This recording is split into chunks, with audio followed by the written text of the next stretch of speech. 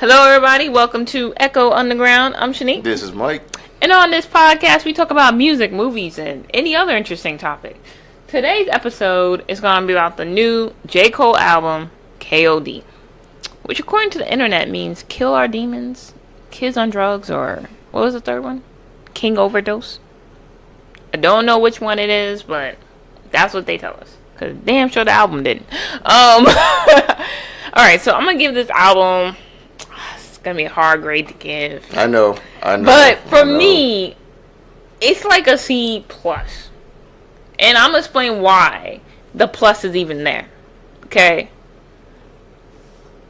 One, it's well produced. I can't say it's not well produced. Because I liked every beat on there. I even liked the arrangements in the songs. He had a lot of good verses on this album. He also, how should I say? He had a lot of good, topics as well. Towards the second half, not really the first half. It's only 12 songs, minus the intro, so 11. And towards the second half of the song, he had a lot of good topics. And even in the songs where he was, I feel like, just fucking around, he, was able to get some punchlines in there that made you think a little bit when you really would listen to what he was saying. And then, and to be honest, he's still one of the best rappers in today's game, in general. Now, the cons for me, I hated his singing. The shit was killing the hell out of me. Every time he sang, I was like, no more singing, J. Cole.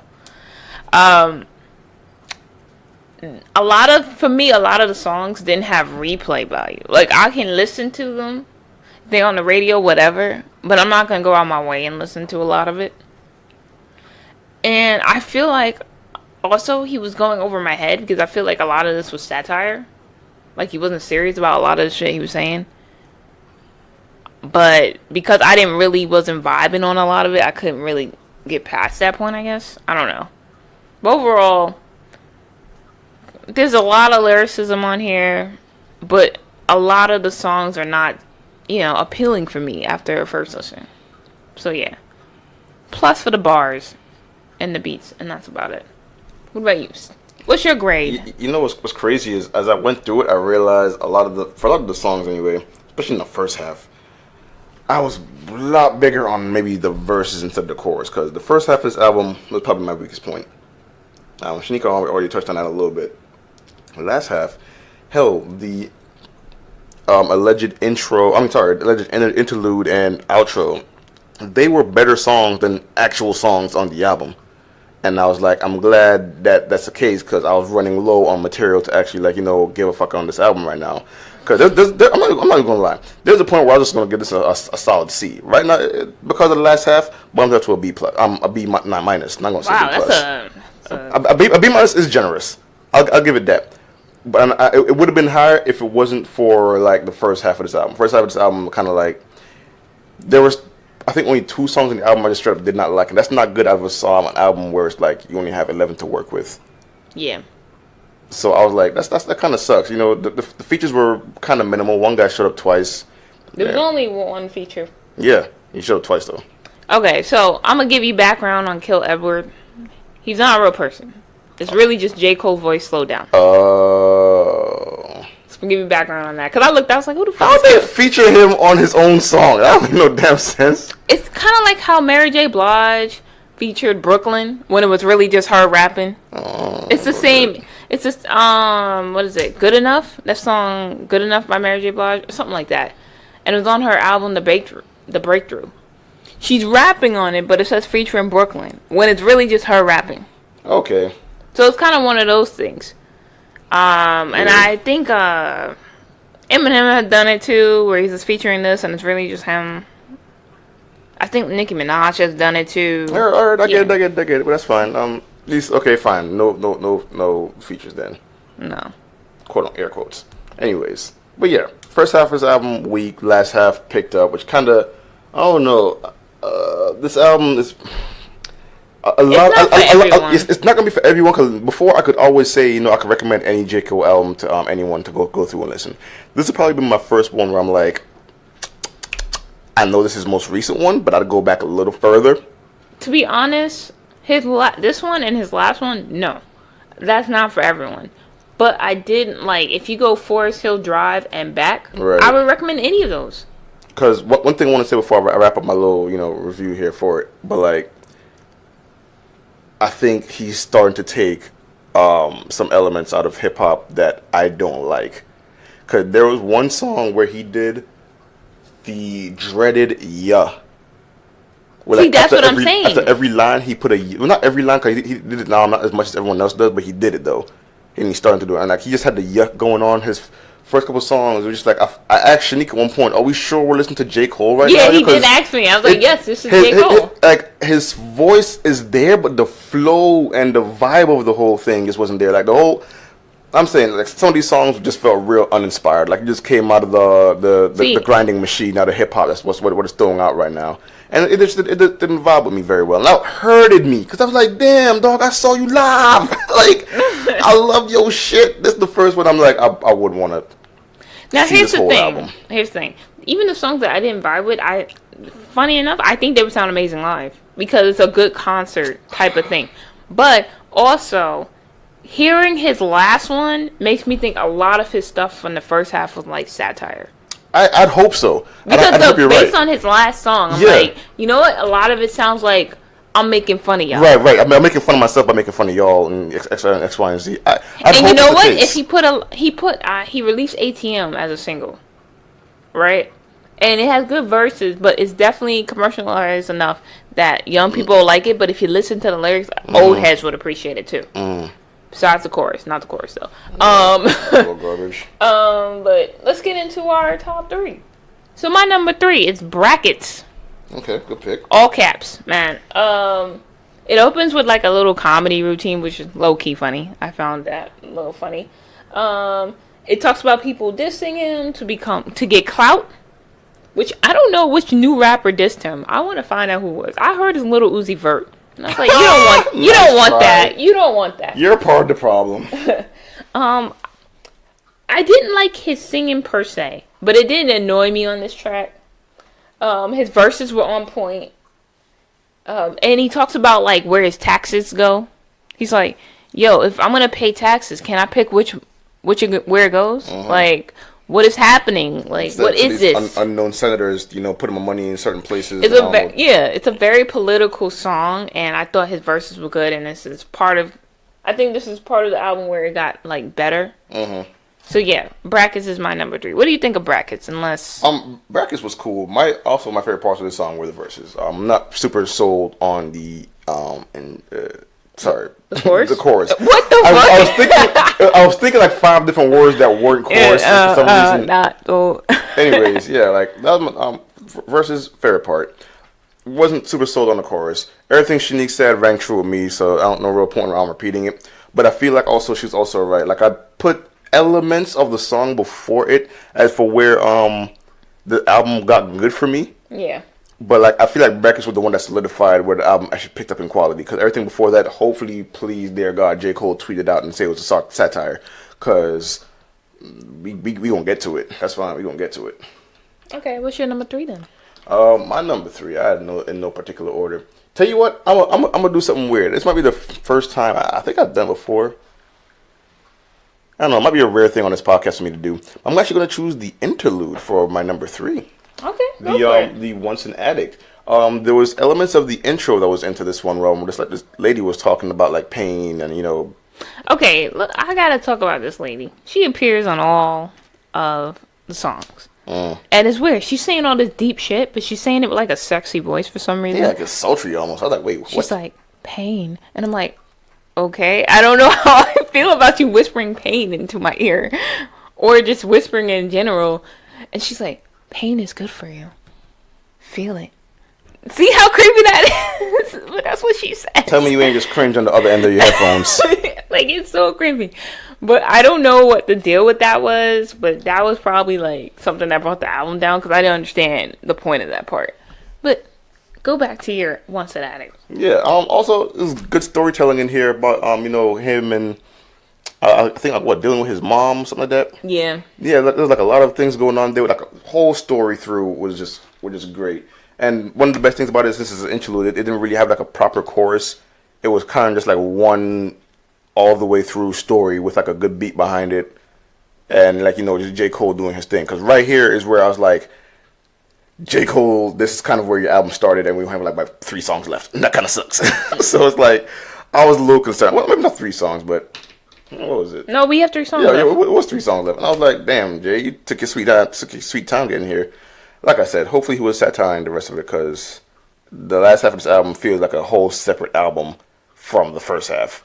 And that's just happened before on this podcast. But you know what? Whatever. Yeah, so Once an Addict, it's basically talking about, like, his rough childhood. He talks about how his dad left his mother, and after that, she started tripping, started drinking, and then he felt bad because he couldn't make his mother happy and all that stuff. And straight bars. This song, it's just straight up lyricism. There's no chorus or anything. He's just spitting bars. He's telling a story, which is what a lot of new rappers can't do. They can't tell stories. And he was really good at doing that. So I do agree that it's a really good choice as a number 3. My number 2 is actually the last song on the album. Oh, really? Is 1985, Intro to the Fall Off. It had good verses. He talked about a lot of the issues in hip-hop, which I like. It's kind of a classy diss song if you actually listen to it. Because he says, okay, you're hot right now, but you don't make classics. You don't make songs that are going to last. You make songs that are in trend. So once you stop being a trend, no one's going to care about your music. And he's saying, I make music that people can listen to different ages. Like, you can go back and still listen to Workout from him. And that's more his commercial shit, but you could still listen to that. And he's like, that's both worlds right there for real. Or Smile featuring TLC. It's a little bit on the upbeat side, but it's still very listenable. And he's saying a lot of these new rappers, they're just fads. They're part of a trend. And eventually the trend's going to run out, and they're not going to be able to survive. And that's what happened to Soulja Boy, if you think about it. Yeah, he came in like small bursts. Like whenever he came out with something, he came out with like one thing.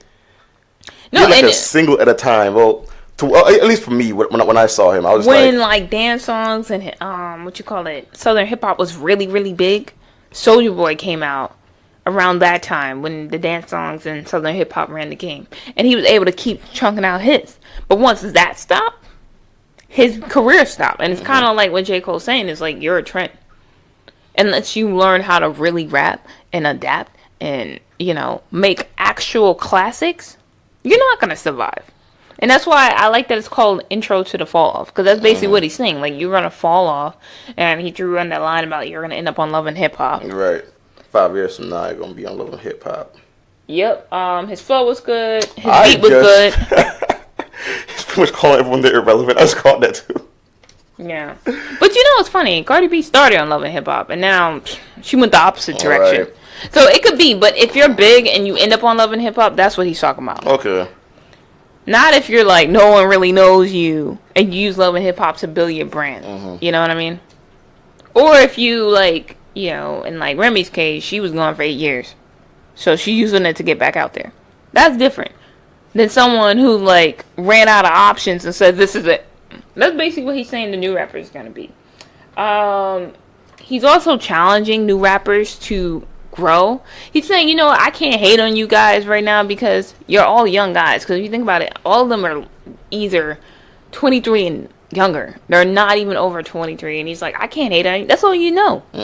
But he's saying you got to grow as a man and your music has to grow. Because if it doesn't, you're going to fall off. Yep. So I really enjoyed that. And I thought it was a very good closing for the album. I think the album ended on a good note for me with that song. What do you think of Intro to the Fall Off 1985? Weird that this isn't the outro, but regardless, it actually does make a really good, I'm sorry, this is my number 1. Okay, we'll save it then. Yeah. What's your number 2 then? My number two is I'm gonna go with Window Pane, the actual outro. Okay. Now, my number two is a little. I took some points off this one, but it still may not be my number two anyway. But it was a little weird because like, there's one line in that maybe side out the song a little bit, but it was fine. You know, he could have been like saying on the cheek. Yeah, I know. That's why I pulled back a little bit from what I was saying. Like he said something about like if you were my sister, I would kiss you, and I was like, we kind of need some, like certain people, it's gonna go over their heads a little bit, and they're gonna just see it on the surface, and that's kind of what I did. Fair enough. I wasn't looking beyond the words. I was reading between the lines. But fair enough. Everything else about the song, excellent. Like the monologuing in the song, I wasn't really big on because there was like a little child or a little girl speaking or something like that, or maybe a little boy. I'm not sure. Some young kid. But yeah, like I wasn't really super huge on their monologuing, but everything else was pretty good. There was the song also starts off one with the monologue as well, but when the actual like beat kicks in and J.Cole kicks in after the monologue is ended, you realize, holy shit, everything is going together just as planned, the way we actually want to hear J.Cole sound. The kind of sound we're used to him, getting from older albums in his, times when, in my opinion, he sounded a lot better. But you know what? This song, it threw me back. I was perfectly okay with Window Pane. Not a problem. Even though it's called outro and it's not the outro, I'm perfectly okay with it. Outro or not, it's at a great part of the album. Still in the part of the album where I thought all the good songs lay. Okay, so Window Pane. I thought this song was hella weird, but it worked. Oddly enough, his flow was good. I thought his verses were good. I'm still not a fan of the singing he was doing on any of these songs. I think I had one of the songs, I was like, yo, you're singing worse than Drake. That's a feat that I didn't want you to achieve, man. And, but the beat was still good. I had no problem with it. The only thing that threw me off was the singing. And that's about it. So, guess my number one. I already know yours, so guess mine.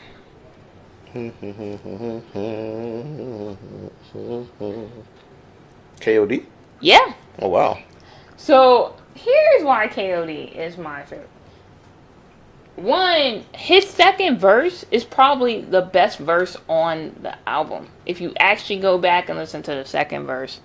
And I think it's actually the majority of, like, the song in the middle. It's just straight bars for the second half. And he goes super fast, but it's understandable, though. It's not like sometimes Eminem or Busta Rhymes when they rap. Sometimes they're going so fast, you're like, what the fuck's happening? Get away, get away, get away, get away. Gotta get away, get away. No, but he was really good. That's probably the first time I've heard him rap fast too. There's another song on this where he does that, and I know, but like this is the first song he raps fast. I agree. His flow was on point. The chorus is a little repetitive, but it was really catchy, so I didn't care. And he did this like, I guess, tonal change of his voice throughout the song that I actually liked. But yeah, it's definitely my number one. I think it has a great beat. That second verse deserves all the praise in the world. And I like the chorus. So number one. What do you think, K.O.D? Now, K.O.D is actually the song where I asked you is actually J. Cole. Because granted, I agree, the verses were okay. But it's like there's parts of the chorus where I was like, I know you caught the catchiness out of it, but there was a part where it's like, I don't know, maybe it's the tone change that caught me off guard. But I couldn't recognize that it was J. Cole or his flow or his necessarily his vibe. Probably because of the pace that he was going at too. Yeah. Because normally J. Cole, when you hear him, he's one of the most legible rappers and pleasant to listen to on an actual record because you can actually hear everything he's saying. He's not like like everything else you might hear on the radio right now. But like it caught me off guard. And to be fair, this song was kind of an acquired taste for me. It took a little while for me to get into it, and I got into it like right at the end too, which is kind of weird. Probably around actually not the end, but not necessarily the middle part where Shanique was talking about for us, the second verse. I agree, second verse is baller as shit. I'm not gonna argue with that at all. But everything else was kind of slow for me to get into. To be fair. Okay. And going on your number one. Oh, my 1985. So 1985 was one of those songs where it also had no chorus. I know Shanique already touched on like a whole bunch of things in this one already, but like this one was the one where I was just like, yo, he's kind of going in, not necessarily the outro, but it works excellent as the outro, probably better than the actual song that had the word outro in the title. And I was like, okay, this is freaking great. This is the J. Cole I wanted to hear, to be fair. I think J. Cole does great with songs that actually don't require a chorus. Because, like, he's just taking out... Sometimes, to be fair, in hip-hop, the chorus just ends up being fluff. And I think he took it out of this one, and fair enough, he hit the nail on the head by having excellent delivery. Familiar delivery from what I hear from J. Cole a lot. Yeah, I think this one was probably the only song on the album where I can actually just go through all the way and say it was absolutely just what I wanted to hear. Flawless shit all the way through. Alright, cool. Alright, so the album opens up with an intro. Like a nice jazz intro where we have this woman talking about weird poetry again. Yeah, about babies know like joy and pain and something. But like with a sexy voice. Right. And she's saying like depressing shit. Or semi-inspirational shit, depending on how you see it. Right. And I'm just like, alright, this album's doing something else. I already knew I was in for a different J. Cole on this album. And then K.O.D. comes in. I'm like, okay, this doesn't really sound like the J. Cole I'm used to. But like, whatever. Then Photographs come in. And this is when I was like, what is with this singing? This is the song where I wrote, yo, he sings worse than Drake. That's not okay. You should never sing worse than Drake. By then, you're just Lil Wayne. No, I'm playing. That is wrong. He's not as bad as Lil Wayne. He's close, but he's not as bad. But, you know, this song's about a girl who can turn water into wine like Jesus Christ. It has a mainstream sound. Like, if he releases, I feel like people will listen to it. Because that's what young kids are like right now. It's kind of repetitive, to be honest. Because most of the song, he was giving me Triple X vibes. Because he kept repeating his chorus repeatedly, over and over, throughout the entire song. So I didn't particularly like Photograph, but I thought it had a good sound. And I didn't even, when he actually rapped, I thought his flow was completely fine. And the verses were actually fine. And he told a story in his rap for it. But because it was so repetitive and I didn't particularly like the chorus too much, I thought it was just a decent song. What do you think of Photograph? Photograph was oddly enough my low point for the album actually. The third song. One, for real, like, after I went through the whole song, I realized, yeah, that's the point where I like J. Cole's style clearly changed or something. Like, you know, it was before Sneak opened my eyes to the idea that it might just be a satire, and I'm like, please, dear Lord, let it happen. So, like, it sounded like his style completely changed. His complete flow was like not of J. Cole. This is to the point where it's unrecognizable to me. There are parts of the chorus where I actually didn't mind, because he at least at that point I wasn't hearing him change up his rap style. I'd rather hear him fail at singing than have me think that, damn, you don't even know how to rap like J. Cole no more. How would J. Cole fail at being J. Cole? So I was like, that just sounds a little weird. This was the song we're talking about with the yas, and I was like, I didn't think it was this song. But yeah. No, it was definitely this song. I made a point to highlight it over my paper here. Okay. And I was like, yo, this is the ultimate insult, J. Cole. Like, I'm about to drop your score down to like a C minus and D. And this is already done at the third song. I was just hurt when I heard that whole thing happen, yo. And like I said, if he's doing a satire, it'll be a genius rap move on him. I'll absolutely come back on another podcast and revise this review if I need to. It'll probably be short just to explain myself. But like, this low point of the album for me here. I don't miss this song at all. We'll never be coming back to hear the song. All right. The next song is called The Cutoff featuring, quote unquote, Kill Edward. Mm-hmm. Again, don't know. I was like, who the fuck is Kill Edward? So that's when I Googled and I found out it's just his voice, but slowed down. I was like, okay. I don't like any song where Kill Edward is on there. I don't know, because he just sings. I like how I'm talking about him like it's a different person. But I don't like the singing. I don't like singing. It can go somewhere. But this song was the first song where I was like, I don't know how I feel. Like, I was confused about whether I liked the song or not. How I was feeling. I did like, he had a couple punchlines in there talking about how, dudes, they're hating on him, and he wants to. I forgot.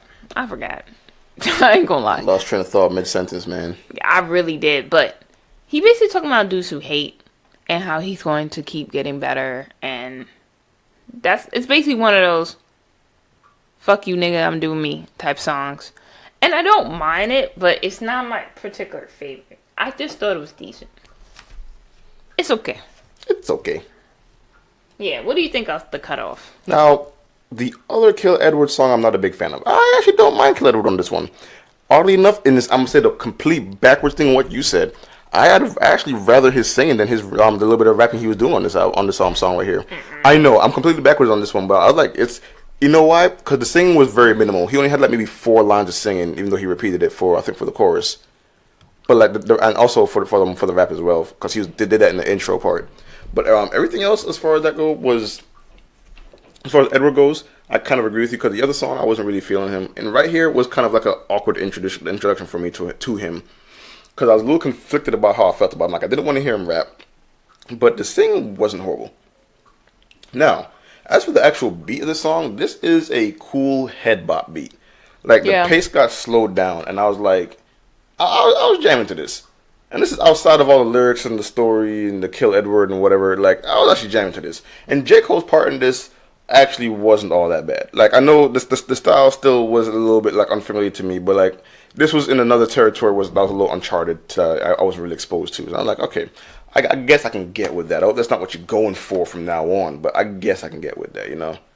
But yeah, I think this song for me, anyways, was like a bigger introduction for me to this Kill Edward character that he's kind of, go with now, which I guess was an awkward introduction. First impression wasn't a complete, pass, but it wasn't a complete fail either. Okay. Next song, ATM. The first minute is just the chorus repeated over and over again. And which is a shame because his verses were on point. But that, like, half the song, like, a third of the song is just him repeating the chorus. To the point, the chorus got low-key stuck in my head. Michael saw me singing that. Mm-hmm. And I was just like, man, I'm not used to J. Cole doing this. So I was like, I don't know how I feel about it. But, you know what? Since it's his first single, it's probably going to be commercially successful, hopefully. Yep. You can already tell the song that this are the ones that have marketability written all over it. Yep. I came into this song thinking that too, but I'm like, if you're going to get stuck in my head, I want it to be something that's like stuck in my head in a good way.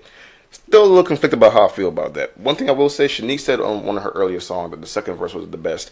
I will say that, in my opinion, this second verse, outside of my top 3, was the best. I absolutely enjoyed the second verse on this song. I might have been a little conflicted about everything else, but this right here was like you waited till the middle part of your song or last part of your song to really kick up the notch with the verse, and that's kind of where I got sold on this. And in fact, it might be the only thing selling me on this song, but that's okay because it was that good. I think it had that much quality going for it, to be honest, and so that's kind of where I fall with ATM. Hopefully, the catchiness actually like works on me later on when I heard it on the radio. Yeah. Next one, Motivate. Motivate. I'm gonna say Motivate. Mm-hmm. Okay, even though it's spelled motive with an 8.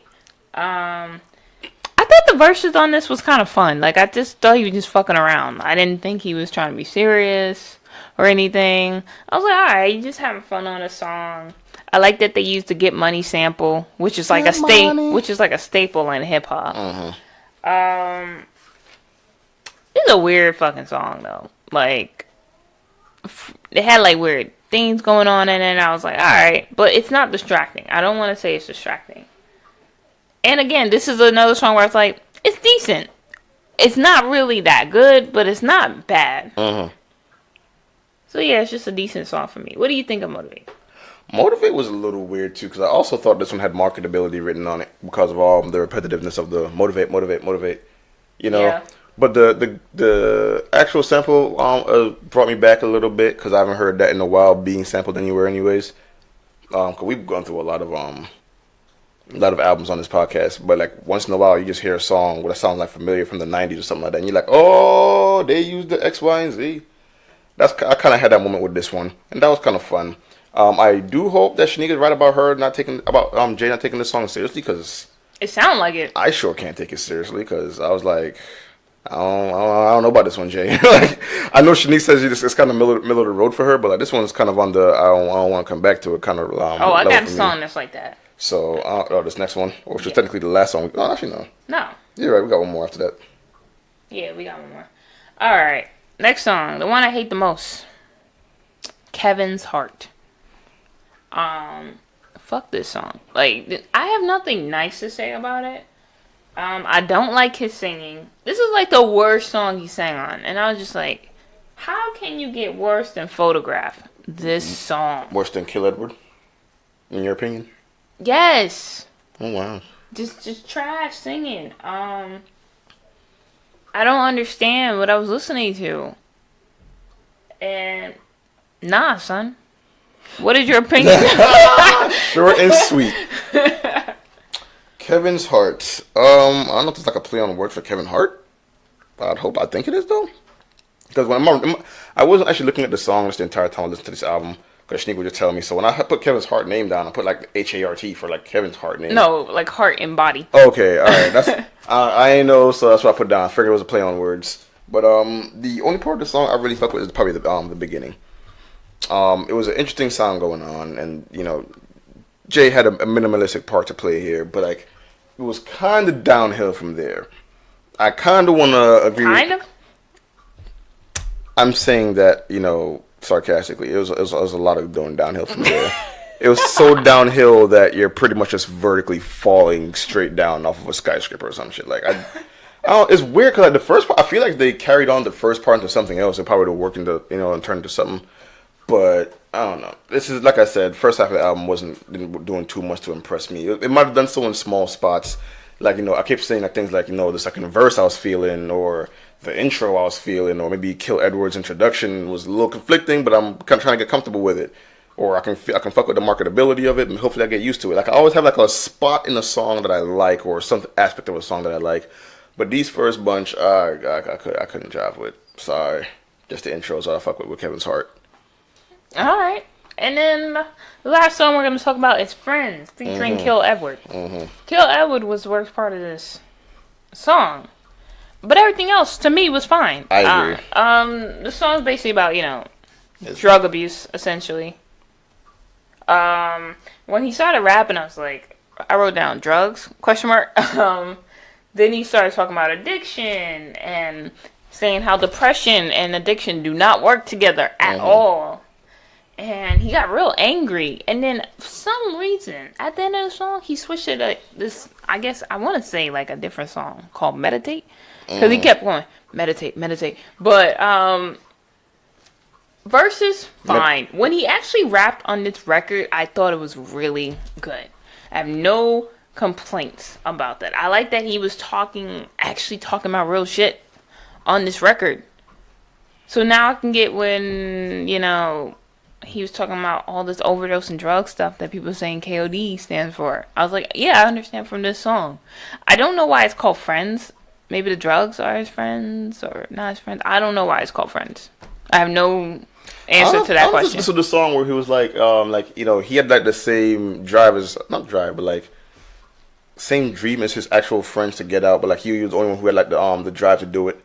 Oh yeah, He's the only one to like actually have like the focus and the willpower to, yes, you know, stay on track. He was talking to about something. that. Yeah, now I understand. And I was like, okay, I guess that's where he's coming from with that. But I agree. Like, the last part of the song too had something about what was the point? No, it was something about like meditate, not medicate. Yep.